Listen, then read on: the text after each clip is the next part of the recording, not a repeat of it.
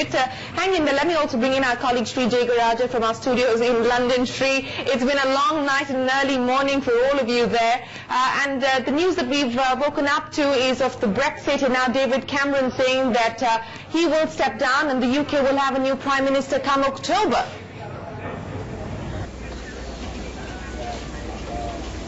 That's exactly right, Shireen. What absolutely turbulent hours it's been for these global markets. They were absolutely blindsided by this result. Heading into the polls, the Remain camp really seemed to have the edge, but that was really upended by the final result. About halfway through, it became quite clear that the Leave camp had the edge by about 52 versus 48%. So the Leave camp is in the ascendancy, and the Leave camp won out the day. And the reaction in the markets was swift and fast. If you look at what happened to sterling, it was really at the pointy end of everything.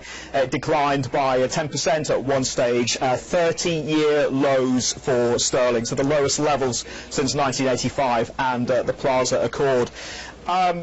Currency strategists, including Kit Jukes at SocGen, he put out a note saying that the sterling is in grave danger of further weakness. So a range of around 130, 135 is probably conceivable in the here and now, and eventually could settle into a 120, 125 range. That's according to SocGen. There are implications here for the Bank of England as well. There are expectations that we could see further monetary easing if more uncertainty associated with the Brexit results in economic weakness. And of course, Britain's AAA credit rating is vulnerable as well. The FTSE has got absolutely hammered. The UK banks have got hammered. Broadly across the market, it's been a very, very punishing day for UK assets and equities. That's where we stand. Shireen, back to you now. Thanks, Sri. It certainly has been a day of punishment. But Victor, coming back to you, and we just heard the Reserve Bank Governor who was on CNBC TV 18 a short while ago talking about the implications, and I think everyone is trying to grapple with the medium and the long-term implications of what this Brexit result means. And he called it a slow burning for the global economy. And the implications of that, perhaps, the markets haven't factored or priced in at all. Absolutely right, they have not. And the thing is, particularly equity markets, they're far too swayed by sentiment and by expectations. And therefore it's a relatively easy market to manipulate. It's basically populated by people who want to be happy. They want to grow. They want to find new stories. They want to find new stocks. And it's always easy. It's a human story, success, failure. And so what you find, the equity markets in particular do not and have not reflected the fact that global economy is incapable of growing as we go forward. And so from that perspective, I completely agree. The interesting question, of course, for the UK is that if you go forward 3 to 6 months, would pound appreciate massively or depreciate? Because the chances are, I think, that the pound will be appreciating. I think UK has done for UK the right thing. Brexit is probably the right answer. It is not the right answer for a global economy. It is not the right answer for global investors, but it's probably the right answer for the UK.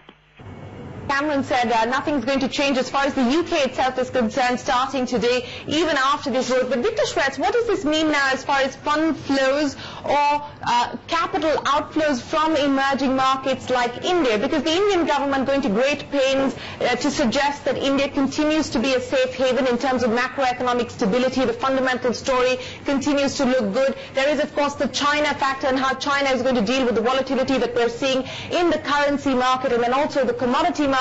How would you read the emerging market picture given what's happened in the UK? Well, it depends how successful regulatory and central authorities are going to be.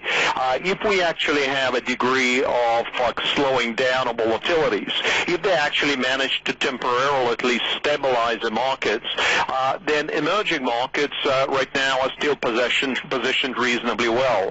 But as I said, any mistake, anything that leads to very rapid appreciation of US dollar, and today alone DXY is up about 3%. 3%. Anything that leads to any significant depreciation of yen, anything that dislocates the currencies in a meaningful way can quickly derail emerging markets. And so if you look at India really needs a Goldilocks. India cannot tolerate commodity prices too high. India cannot tolerate commodity prices too low. India cannot tolerate U.S. dollar being too high. India cannot tolerate U.S. dollar being too low. So anything that dislocates it too far on either side of the equilibrium will be negative news for India. It's certainly going to be negative news, not just for India, but for the global economy and for the commodity as well as the currency markets. But Victor, you talk to policymakers at this point in time, and everyone is talking about this painful dislocation as well as the process of readjustment. But what can central bankers really do, apart from a coordinated response? What can realistically central bankers do in a situation like this? Because this is not really a liquidity event, is it? No, there is nothing they can do. The way I usually describe it, the patient has an advanced third-stage cancer. The only thing central bankers can do is to administer some chemotherapy to ease sort of the last days, to make it as comfortable as possible.